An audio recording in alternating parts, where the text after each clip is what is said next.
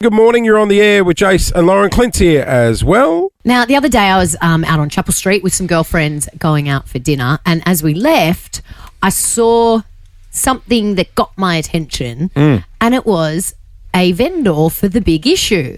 And I've always loved buying The Big Issue, and if you don't know exactly what The Big Issue is, we'll go into it in a minute, but if most of my girlfriends that I was with said, What is The Big Issue? How does it work? And I was trying to explain to them, It's this amazing magazine. It's been around for a really long time, but the way it works and operates, I think, is just such an important pillar of our community. So I really wanted to get the guys in here this morning to explain to Melbourne just how important The Big Issue is to our society and to our community. So this morning we are joined by Big Issue vendor Chris. Good morning, Chris. G'day, Chris. Good morning. Hey, Chris. And the Big Issue editor Amy. Morning, Amy. Hi.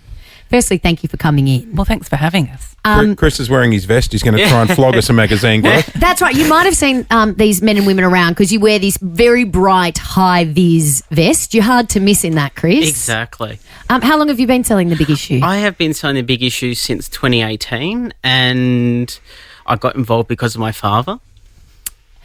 And Amy, how long have you been the editor? I've been the editor almost 9 years. Wow. For people who don't understand the concept behind The Big Issue, can you explain it to us, please? The Big Issue is a non-profit social enterprise. So vendors buy the mag for $4.50. They sell it for $9. So the vendors earn $4.50 for every magazine sold. That's the social enterprise part of it. So that's the actual person we're buying it off is getting the money. Every time you buy a Big Issue, it's really supporting the person who you're buying it from. We turned 29 this month. Wow. We started in Melbourne. Back in 1996. Yeah, it feels like a very Melbourne thing. I actually didn't realise it was all around the country. Yeah, it is. We picked up the idea from the UK. So there are something like 90 street papers like ours all around the world now. Yeah. But yeah, it's one of those things that it started in Melbourne. It's now all around the country.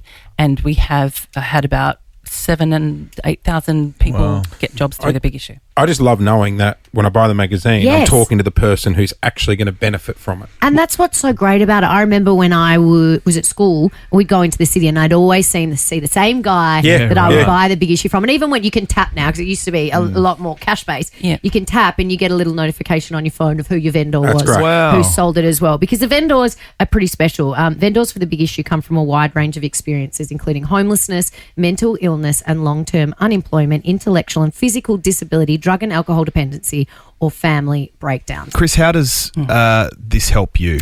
Well, as a vendor, it helps me financially, but it also helps me interact with the community, and working for The Big Issue brings me back onto the main page. Whether that be through selling, but also through selling, I've gotten opportunities which inside The Big Issue is I'm now in their education enterprise called The Big Issue Classrooms. And with that, I go in, I tell my lived experience of having a disability as I'm vision impaired, and also being homeless at a time. I was homeless when I was 17, and I'm able to share that experience with school groups, and I can relate to them because of the age I became homeless. So you were vision impaired and homeless at 17? Yes. Bloody hell. Wow. And when did you start selling The Big Issue? I started selling The Big Issue when I was 18 in Canberra. At the time I was living with my now wife up there, and I got involved because my father, who's a current Big Issue vendor down here in Melbourne, who sells in Burke Street. Oh, he's got prime posse in Well, I was Burke going Street. to ask, does everyone get their spot and you don't change? Well, we ring up to get our spot. So we book a day before and we say we want to work here if it's available. So I work at Southern Cross Station on the Burke Street Bridge. Yep. And I'm up there from 7 to 9 generally. And, I ring up and get that spot every day. And because I've been working there for a while now, every couple of days they know I'm going to be there. Yep. Cool. So they pre-book me. So what sort of response do you get, Chris, and how heartwarming is that response? Well, I get really good responses from people, and that's the positive thing we get at it. It's not just about selling a magazine. We're being interacting with the community, and the community sees us out there. For myself, I have people that come up to me every day and talk. They may not buy a bag, but they're coming out there to talk to me and interact, and they see me out there. And I get supporters from people like my local coffee shop down at Southern Cross. Yep. because they see me out there working. I'm not just sitting at home doing nothing. No, exactly. Yeah, it's amazing. Amy, when it comes to the magazine, 'cause there's a lot of magazines these days that aren't around because a lot of them were just your trashy celebrity gossip mags. What's the sort of stuff you get in the big issue? Well, we tell stories that are sort of arts and culture. The next one's about Jaws turning 50. Oh. Yep. The current edition has a story about homelessness and housing.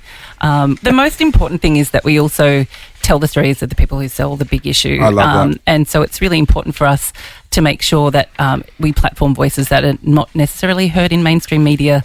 So we have a story about a vendor in every edition. Our vendors write for us as well.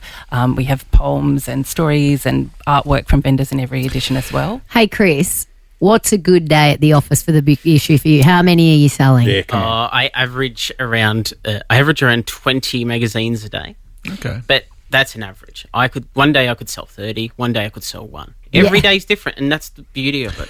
It's not just that, and we're running our own small business, mind you. Yeah, exactly So right. it's not like we're adherent to, at specific hours. And that's, for me, I like the routine of being up, going to work. I travel 2 hours to go to work every day. Wow. Do you? So I travel in from from Latrobe Valley. I travel to Melbourne, takes me 2 hours. I work for 2 hours and then I go home if I don't have a classroom to go to. Yeah.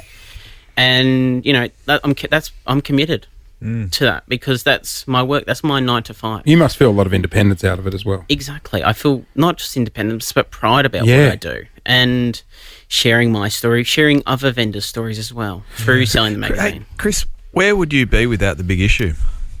Well, I don't know. Like, I was lost when I started working for the big issue, and I would say I found my place. I found the thing that's called to me.